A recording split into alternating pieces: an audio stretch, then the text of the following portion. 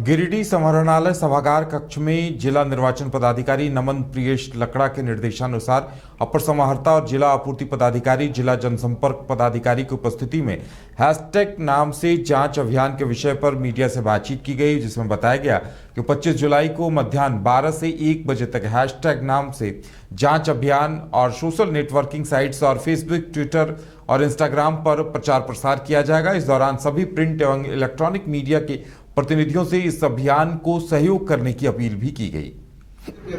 इसके अलावा बहुत सारे ऐसे वर्ग हैं जो छूट जाते हैं किसी कारण से। उसमें हम लोग जैसे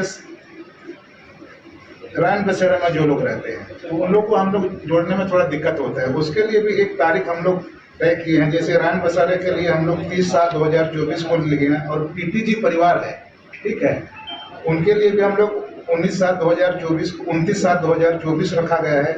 दिव्यांगजनों को निबंधन के लिए 31/7/2024 रखा गया है।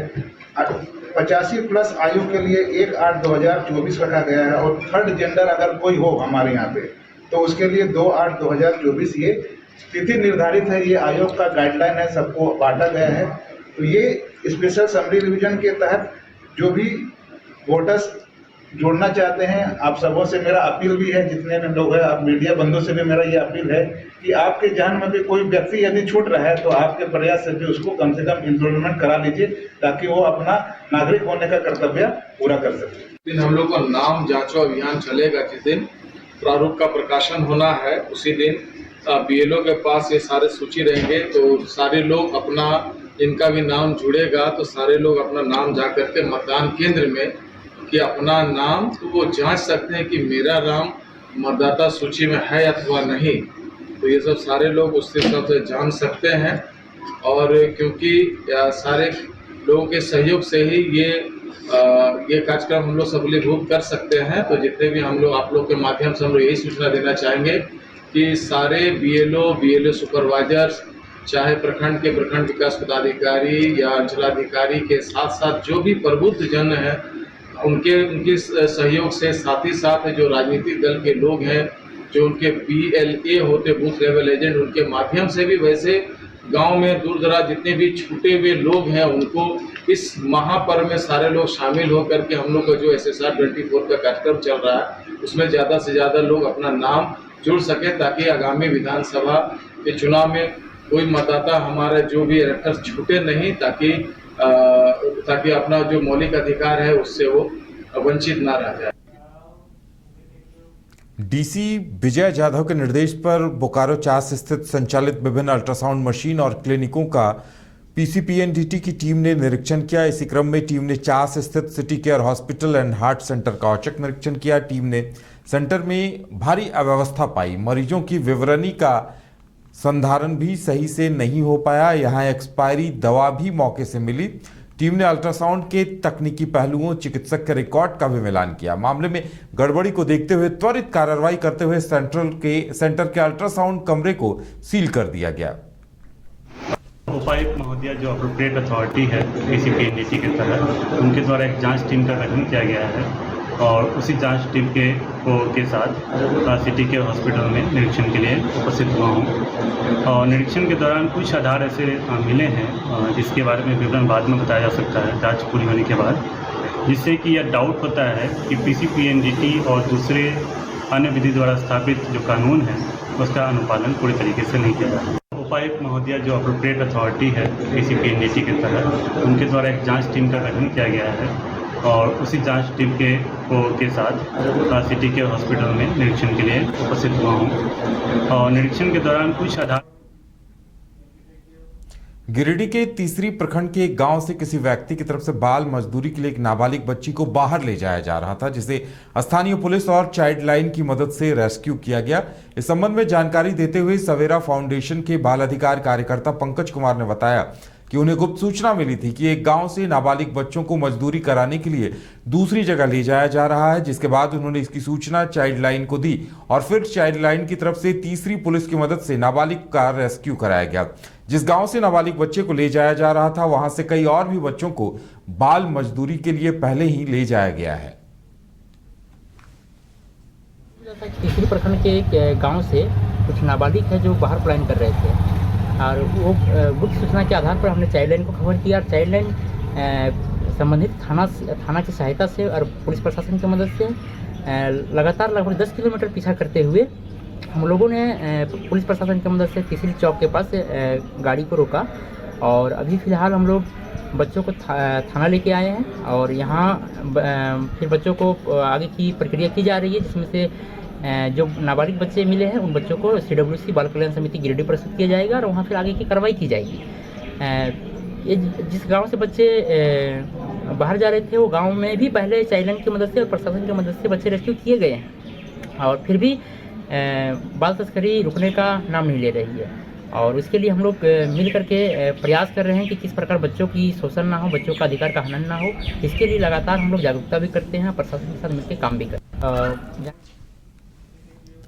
सारठ विधानसभा क्षेत्र में मौसम की बेरुखी, सिंचाई सुविधाओं का घोर अभाव, बिजली आपूर्ति की चौपट व्यवस्था और सरकारी उपेक्षा के कारण खरीफ फसलों के भविष्य को लेकर किसानों में घोर निराशा दिखी। वहीं बिजली विभाग के अड़ियल रवैये को लेकर सारठ के पूर्व विधायक उदय शंकर सिंह उर्फ चुन्ना सिंह ने कई सवाल खड़े किए और उच्च अधिकारियों से जांच की मांग की। उन्होंने ये भी कहा कि सारठ बिजली अनुमंडल के पदाधिकारियों की कार्यशैली में की अगर जांच की जाए तो उनके काले कारनामे आसानी से उजागर हो सकते हैं।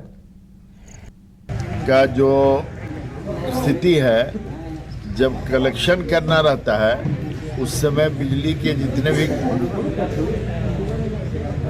कार्य करने वाले लोग हैं, इंजीनियर से लेकर नीचे वाले तक, वो बहुत फास्ट हो जाते हैं और लोगों के घर में दस्तक देने लगते हैं कि बिल दो बिल दो बिल दो बिल दो, नहीं तो लाइन काट दो। लेकिन आज आप देखिए, अगर जैसे मैं कल ही शायद कुछ बड़े अफसर्स मिले थे मेरे को देवघर में, तो मैं उनसे कहा कि विशेष करके कृषि संबंधित जितना भी लाइन है, एग्रीकल्चर जिससे पटवन होता है, वो तो 100 में 99% तार नहीं है। जैसे मैं आपको बताऊं, देवघर बाद एक पंचायत है, यह मैंने सारठ और पालोजोरी का 99% पंचायतों में जहाँ जहाँ भी किसान से संबंधित वायरिंग हुआ है, लोगों को उसका लाभ देने की बात हुई है, तार लगा है, 1 दिन चला है, 10 दिन चला है, उसके बाद उसका तार गायब हो गया। किसी इंजीनियर ने कहीं इसका इंफॉर्मेशन प्रशासन को नहीं दिया कि मेरा तार चोरी हो गई है, इसलिए कि वही तार, इसकी टोपी उसके सर, उसकी टोपी उसके सर, और बिल बन रहा है, तो वो इंफॉर्मेशन देंगे कैसे? आज इसकी जांच हो अगर कि जितने तार गायब होते हैं और जितने तार आपने लगाया है वो कहां से आया और कहां गया। नमस्कार, मैं हूं अमिता और आप देख रहे हैं न्यूज 22 को। खबर की शुरुआत में सबसे पहले बात वित्त मंत्री निर्मला सीतारमण की तरफ से आज बजट पेश किया गया। उसके बाद सभी की लगातार अपनी अपनी प्रतिक्रियाएं सामने आ रही हैं। वहीं FJCCI के जनरल सेक्रेटरी परेश गटानी ने प्रतिक्रिया देते हुए इस बजट को बेहद संतुलित बजट बताया है। सुनिए क्या कुछ कहा उन्होंने। ये बैलेंस बजट है। जिस चीज़ों को सस्ता किया गया है, जैसे उसमें सोना, चांदी, मोबाइल, प्लैटिनम, कई सारे मेटल्स सस्ते किए गए जो इंफ्रास्ट्रक्चर में काफ़ी डेवलपमेंट में काफ़ी काम आएंगे। मध्यम वर्गीय के लिए मोबाइल सस्ते में है। MSME के लिए लोन जो पहले 15 लाख हुआ करता था उसको 20 लाख किया है गवर्नमेंट ने, वो काफ़ी इंफ्रास्ट्रक्चर में काम आएगा। और झारखंड को इसमें वंचित रखा गया है। झारखंड को इसमें कुछ भी नहीं मिला। अगर हम देखें झारखंड के परिवेश में, हम झारखंड के वासी हैं, तो झारखंड को सरकार की तरफ से इस बजट में अभी तक कुछ भी नहीं दिख रहा है कि झारखंड के लिए मिला है। हमारे पड़ोसी राज्य बिहार को काफ़ी कुछ मिला, पर झारखंड को कुछ नहीं मिला। ना यहाँ पे इसमें टूरिज़्म में मिला। अगर झारखंड को टूरिज़्म में भी कुछ मिलता तो झारखंड में बहुत स्कोप है टूरिज़्म का। और आप देखेंगे कि जैसे कैंसर के मेडिसिन को 3 मेडिसिन को इसमें इंपोर्ट ड्यूटी फ्री किया गया है, वो काफ़ी सहायक होगा कैंसर के मरीजों के लिए। और रामगढ़ जिले के बुरकंडा में सरना समाज के लोगों की तरफ से थाना का घेराव किया गया। सरना समाज के लोगों ने कहा कि हमारे धर्म संस्कृति को ठेस पहुंचाया गया है, हमारी संस्कृति सरना साड़ी का इस तरह से अपमान किया गया है जो बर्दाश्त के काबिल नहीं है। इसको लेकर आदिवासी समाज सरना समाज के लोगों ने थाने का घेराव किया। दरअसल विधायक अंबा प्रसाद का सरना साड़ी में पुतला दहन किए जाने के विरोध में आदिवासी समाज ने थाने के सामने घेराव किया और प्रदर्शन किया है।